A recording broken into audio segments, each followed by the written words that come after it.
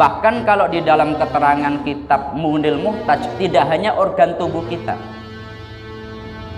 tempat yang kita gunakan itu pun juga akan menjadi saksi. Satu contoh begini, kenapa kita kalau sholat itu dianjurkan pindah-pindah. Saya sholat fardu di sini, sholat sunnahnya dianjurkan pindah. Saya sholat sunnah di sini, nanti dianjurkan pindah lagi. Karena untuk memperbanyak tempat yang kita gunakan sebagai sujud. Kenapa kok kita disunnahkan memperbanyak tempat sujud? Karena tempat yang kita gunakan ibadah itu nanti akan menjadi saksi.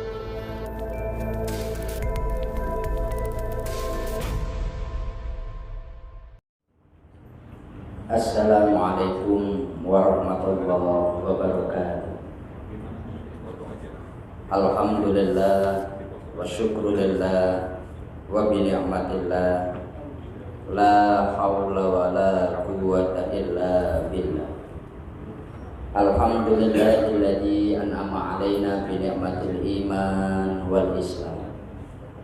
Rabbi shrah li sadri wa yassir li amri wa hlul 'uqdatam min lisani yafqahu qawli.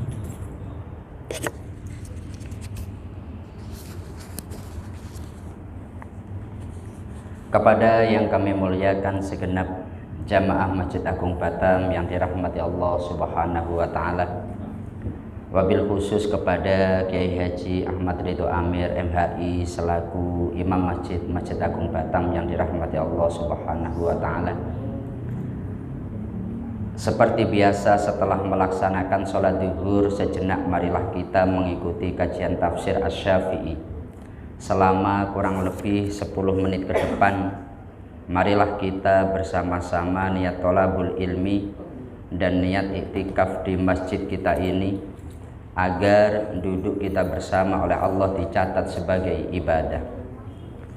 Adapun pembahasan kita pada kesempatan kali ini dalam surat Al-Mursalat, ayat yang ke-35 sampai 36, Allah berfirman, Bismillahirrahmanirrahim. Hadza yaumu la yantikun wa la yu'dzanu lahum faya'tadirun. Yang artinya ini adalah hari di mana mereka tidak dapat berbicara pada hari itu, dan mereka tidak diizinkan mengemukakan alasan sehingga mereka dapat dimaafkan. Di dalam kitab Al-Ihya Ulumuddin diriwayatkan bahwa Imam Asy-Syafi'i itu beliau orang yang sangat wirai, orang yang sangat memahami Al-Quran.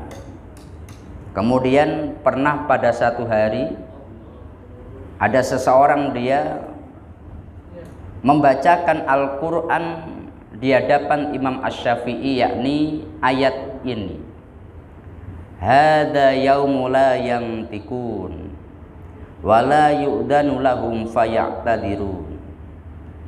Kemudian sang rawi dia berkata, aku melihat Imam Asy-Syafi'i beliau pucat pasi dan kulitnya terasa terkelupas. Dia bahkan mengalami guncangan yang sangat dahsyat sampai pingsan. Ketika dia sadar, dia berkata, aku berlindung kepadamu ya Allah dari kedudukan orang-orang yang dusta dan kesesatan orang-orang yang lalai. Ayat yang kita bahas ini merupakan ayat tentang besok pada hari kiamat, di mana pada hari itu orang itu tidak diizinkan untuk mengemukakan alasan. Orang tidak diizinkan untuk ngomong. Kalau di dalam surat Yasin yang biasa kita baca, Al-yauma nakhtimu ala afwahihim. Pada hari itu mulut mereka dikunci semuanya. Wa tukallimuna aydihim wa tashhadu arjuluhum bima kanu yaksibun. Maka pada hari itu tangan mereka, kaki mereka semuanya berbicara dan bersaksi atas apa yang dilakukan oleh orang ini. Maka ayat ini merupakan ayat peringatan bahwasanya pada hari kiamat nanti itu semua akan dipertanggungjawabkan. Dan orang dia tidak bisa dia berkelit atau dia itu mencari alasan, tidak bisa. Makanya pernah dalam tafsir Ibnu Katsir itu Rasulullah diriwayatkan beliau tertawa terbahak-bahak. Kenapa? Karena ini sebagaimana diriwayatkan dalam Sahih Muslim, dalam Imam Nasai, Nabi Muhammad itu tiba-tiba beliau tertawa begitu nampak sekali sampai gigi beliau nampak. Para sahabat akhirnya itu bertanya, "Ya Rasulullah, kenapa engkau sampai tertawa seperti itu?" Maka Rasulullah beliau menjawab, "Mim mujadalatil abdi rabbahu yaumal qiyamah." Oh, ini karena saya itu melihat ada seorang hamba dia berdebat dengan Tuhannya gara-gara apa yang dialami oleh hamba. Yakni awal mulanya orang ini dia berkata kepada Allah dengan pedenya, "Rabbi alam tajunni minad dzulmi." Ya Allah, bukankah engkau itu tidak akan pernah memberikan kedzaliman kepada seseorang? Iya, aku gak akan dolim kepada seseorang. Kalau begitu, la ujizu alayya illa syahidan min nafsi. Saya pokoknya mau yang menjadi saksi atas amal saya hanya saya sendiri. Dia dengan pedenya seperti itu. Maka kemudian Allah menegaskan, ya tidak bisa karena ada malaikat yang juga menjadi saksi. Ya sudah, gini saja, nggak ada yang bersaksi orang lain, nggak ada yang bersaksi atas apa yang terjadi pada dirimu, tapi biar anggota tubuhmu yang bersaksi. Akhirnya mulut orang ini dikunci, tangannya, kakinya, semua organ tubuhnya bersaksi. Maka pada saat itu orang ini dia marah-marah. Bu'dan lakunna wasum'an fa'ankunna kuntu anadil. Celaka betul kalian ini, dulu waktu di dunia aku rawat kalian tapi sekarang malah mencelakaiku. Artinya begini, kita selama di dunia itu kita melakukan satu amal, tetapi nanti di akhirat itu semuanya akan menjadi saksi atas amal itu. Kalau kita katakanlah kita memegang handphone, kemudian kita menulis satu perkara yang tidak benar, ini nanti akan menjadi sebuah persaksian, tidak hanya mulut kita, tangan kita pun akan menjadi saksi. Kalau kaki kita gunakan untuk melangkah ke tempat maksiat, maka kaki kita akan menjadi saksi. Begitu juga ketika melakukan kebaikan.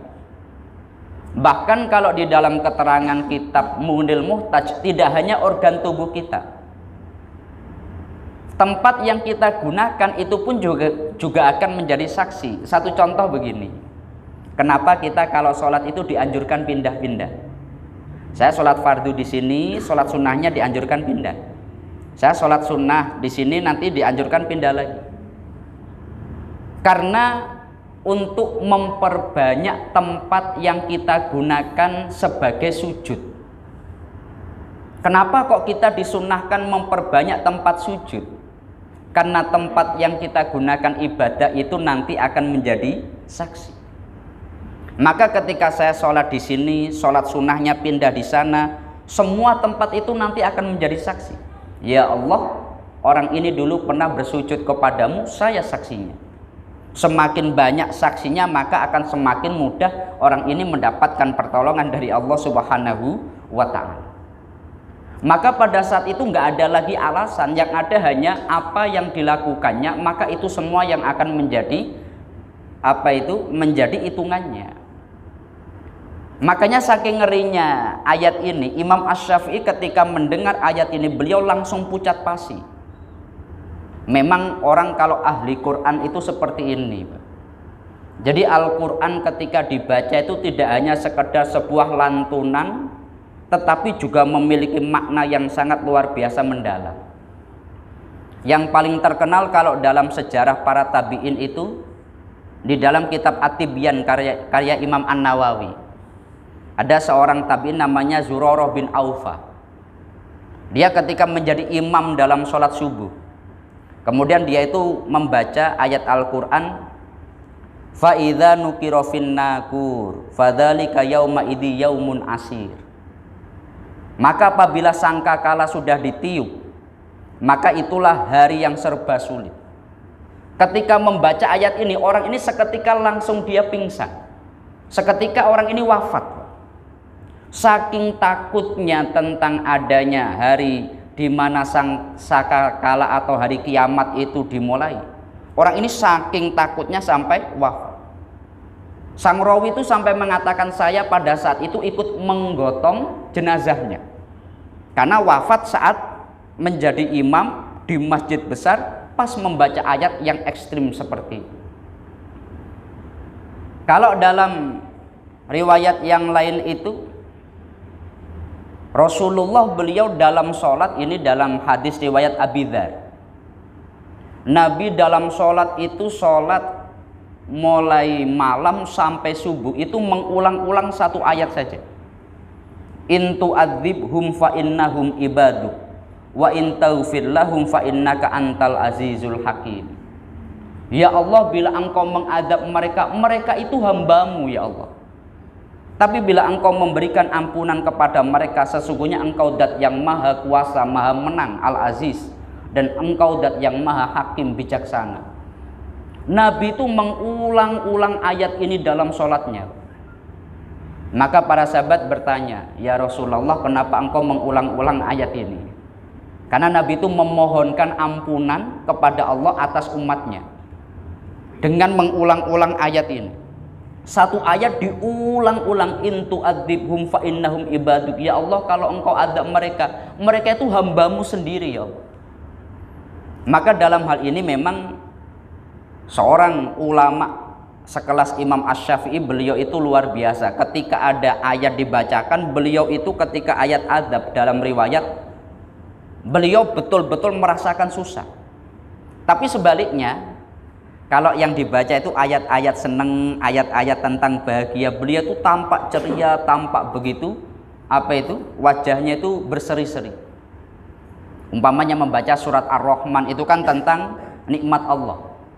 Itu Imam Asy-Syafi'i beliau begitu ceria, Pak. Tapi ketika membaca surat tentang kiamat, itu Imam Asy-Syafi'i begitu sedih.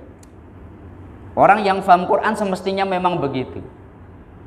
Karena kadang anehnya begini. Orang membaca Quran itu menurut perasaannya. Kalau dia lagi sedih, membaca Al-Qur'annya tuh sedih sekali. Padahal ayat yang dibaca itu ayat tentang senang. Ini kan lucu. Ayat yang dibaca itu sebetulnya ayat tentang ancaman, ayat tentang hukuman ekstrim. Tapi karena orang yang membaca mungkin sedang dalam keadaan bahagia, maka dia itu membacanya enak-enak saja. Sebetulnya tidak seperti itu. Makanya ayat ini dulu dalam riwayat ketika Imam Asy-Syafi'i mendengar ayat ini, seketika beliau itu pucat pasi, langsung pingsan. Kenapa? Karena ayat ini mengingatkan kepada kita, besok pada hari kiamat itu orang tidak bisa membuat alasan. Semuanya itu akan dikunci dan anggota tangannya, anggota kakinya, kemudian seluruh organ-organnya ini akan menjadi saksi atas amal kita. Maka mari kita semuanya menjaga amal kita bersama, kita menjaga bagian anggota tubuh kita bersama. Semoga kita semuanya ini nanti di akhirat saksinya itu saksi-saksi yang baik, Pak. Kita semuanya mendapatkan pertolongan dari Allah Subhanahu wa Ta'ala. Mari kita tutup dengan membaca surat Al-Fatihah. Semoga Allah menggolongkan kita semuanya orang-orang yang husnul khotimah. Al-Fatihah. A'udzubillahi minasyaitonirrajim. Bismillahirrahmanirrahim. Alhamdulillahirabbil alamin, arrahmanirrahim, maliki yaumiddin. Iyyaka na'budu wa iyyaka nasta'in. Ihdinas siratal mustaqim, siratal ladzina an'amta 'alaihim ghairil maghdubi 'alaihim waladdallin. Amin. Demikian yang bisa kami sampaikan dari awal sampai akhir. Apabila ada kurang dan lebihnya mohon maaf yang sebesar-besarnya. Akhirul qauli wallahul muwaffiq ila aqwamit thoriq. Wassalamualaikum warahmatullahi wabarakatuh.